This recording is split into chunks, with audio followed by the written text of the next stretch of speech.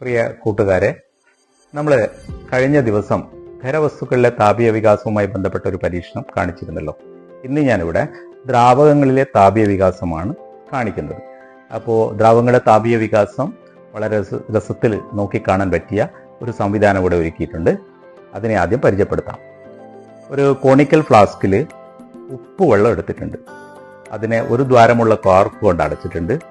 ഈ കോർക്കിനുള്ളിലൂടെ ഒരു സ്ട്രോ കടത്തി വെച്ചിട്ടുണ്ട്. ഈ സ്ട്രോയുടെ മുകൾ ഭാഗത്തായി 2 മൊട്ടുസൂചികൾ ഇടവിട്ട് കുത്തിവെച്ചിരിക്കുകയാണ്. ഈ മൊട്ടുസൂചിയിൽ നിന്നും വയറുകൾ 2 എണ്ണത്തിൽ നിന്ന് വയറുകൾ എടുത്ത് ഒരു ബാറ്ററിയുടെ ടെർമിനലുമായി ബന്ധിപ്പിച്ചിട്ടുണ്ട്. വയറുകൾക്കിടയിൽ ഇവിടെ ഒരു LED ഉറപ്പിച്ചിട്ടുമുണ്ട്.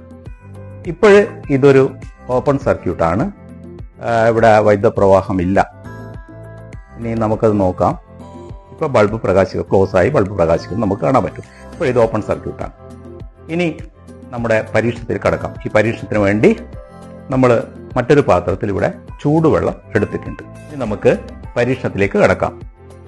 ഈ കോണിക്കൽ ഫ്ലാസ്കിനെ ചൂടുവെള്ളത്തിലേക്ക് ഇറക്കി വെക്കുകയാണ് ചെയ്യുന്നത്. ഇവിടെ ഇറക്കി വെച്ചിട്ടുണ്ട്. അപ്പോൾ നമുക്കിനി ബൾബിലേക്ക് നോക്കാം.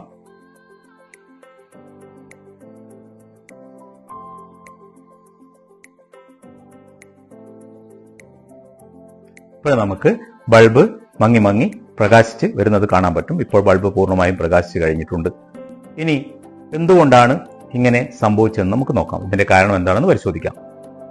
ഈ പാത്രത്തിലെ ചൂടുവെള്ളത്തിൽ ഫ്ലാസ്ക് ഇറക്കി വെക്കുമ്പോൾ ഈ വെള്ളത്തിന്റെ ചൂട് കൊണ്ട് ഫ്ലാസ്കിലെ വെള്ളം ചൂട് പിടിച്ച് വികസിക്കുന്നു.